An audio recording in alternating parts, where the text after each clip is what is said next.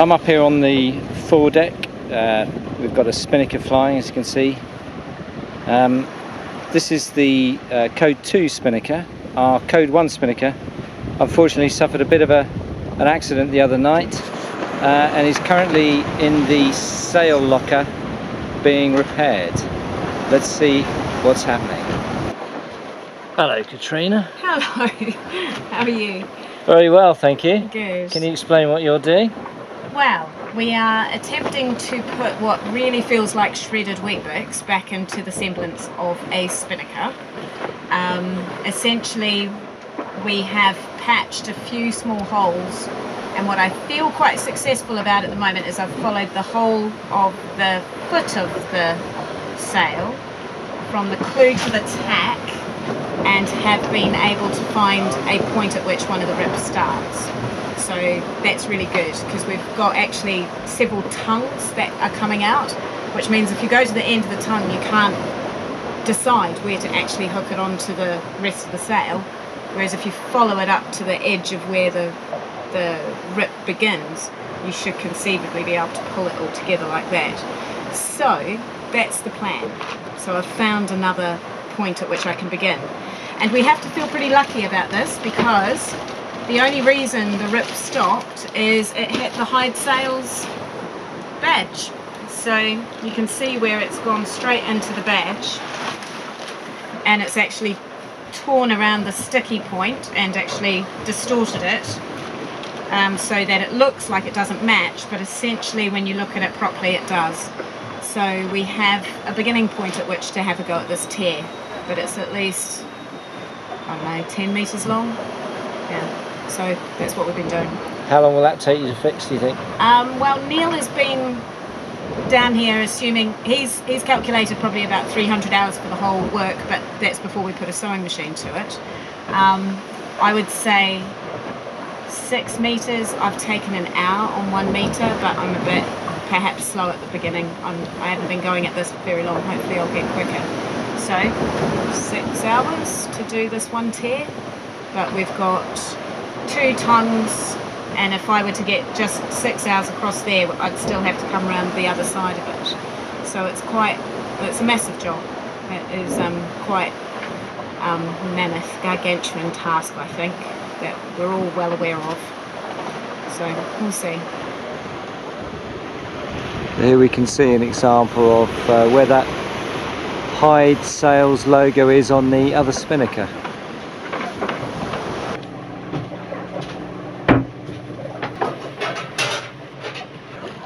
I autographed the week.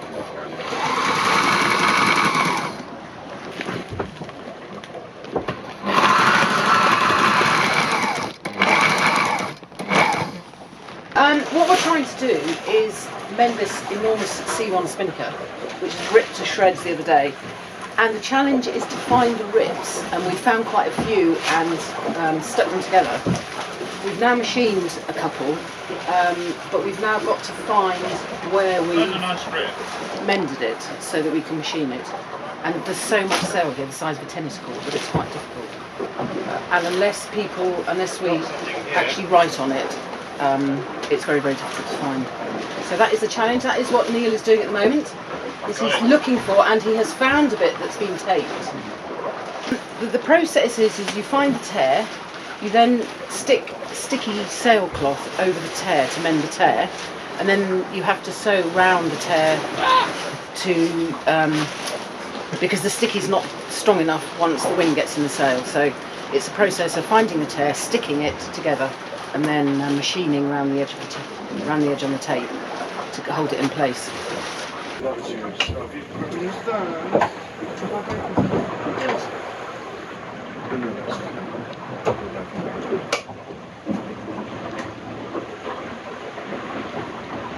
So this is the bit that's been mended totally. Underneath here you can see these strips of sticky sailcloth. So you find the tear, you stick them together with little strips to bind it together, and then you stick a strip of tape, a bandage on top. So we've got a bit there, a little bit here, and another bit coming down there, which has been stuck. We've then done zigzag stitching all the way around this tape to hold it in place, and then hopefully it's done. That's quite impressive. Though. And where you've got two, and then yeah, so the stitching comes onto the other side, and we've actually stuck tape on the other side, so the tear is actually enclosed within that tape. And that's quite a short tear. Some of the other tears are meters long. We found one that's probably 2 or 3 meters long that we've already fixed, stuck together last night and sewn this morning. So that's really satisfying to have done that. And some of the tears are really tiny. You know, it's like as somebody's gone through with a razor blade and just sliced the sail. So it's a real challenge to find all of it. Well, I didn't think there was anything near the head.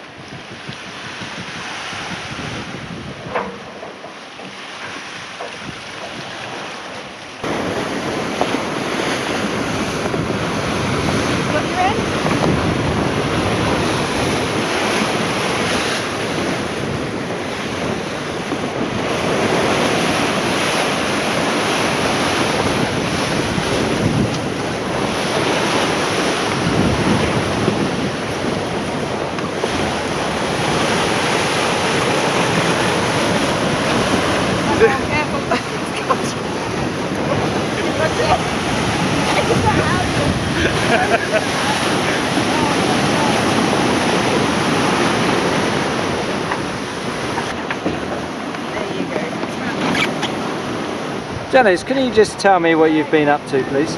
I've just been struggling with a couple of sails on the foredeck, Henry. Enjoying myself up here, taking a little shower. Very nice. In the sunshine.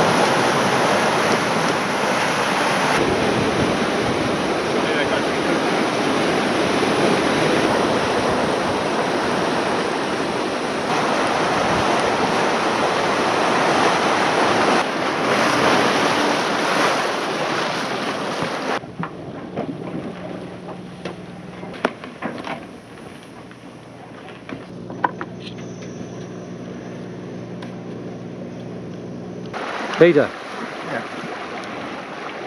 do you think you've got a couple of minutes before the show? Can you tell me what you're looking for? I'm looking for a green flash as the sun sinks below the horizon. And it's going to be obscured by low cloud once again. Thank you very much.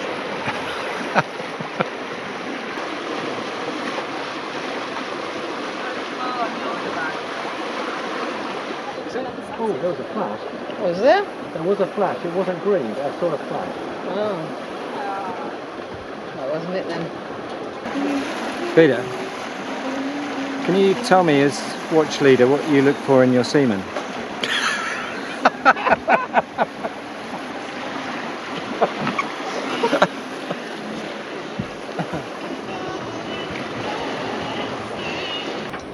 Well, welcome back to the studio CV30.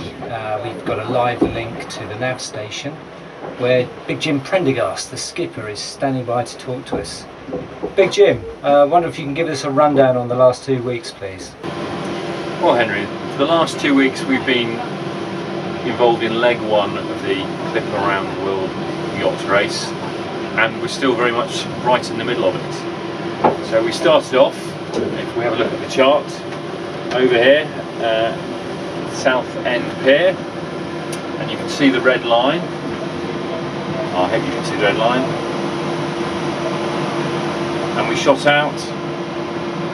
We had quite a bad start, if we're being honest.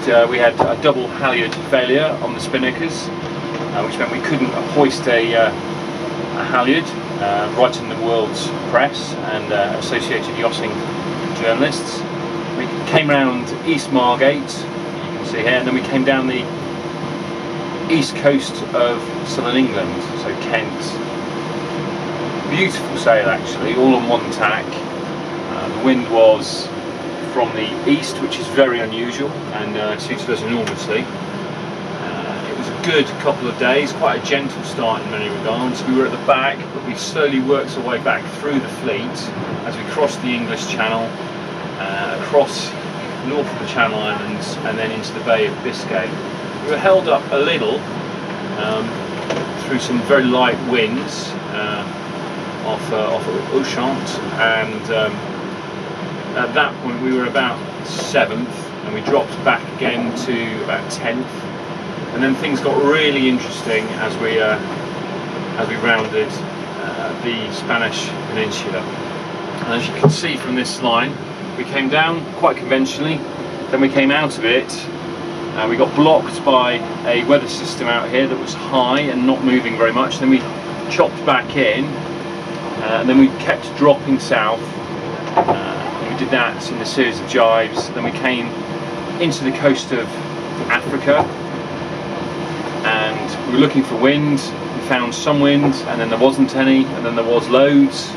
And then we've continued these last few days just to jive gently down the coast to where we are now, which is mid-fleet again. We're currently 7th in the race, and we're about 190 miles northeast of the Verde Isles. From the Verdes, we've then got probably a day's run to the Doldrums Corridor, and from then 7 or 8 days, depending on our progress, all the way down with a nice beam reach, so nice fast sailing, all being well, to Rio. That will take us about 30 days. That's a long time to be on a yacht. Oh, well, that's fascinating, Jim. I'm afraid we've got to break off there, though, because I believe we're just about coming up to the 11:30 UTC mark, and we get the lat long for the week. Yes, and it is north 20 degrees 38.1 minutes, west 020 degrees 49.1 minutes. And that puts us here.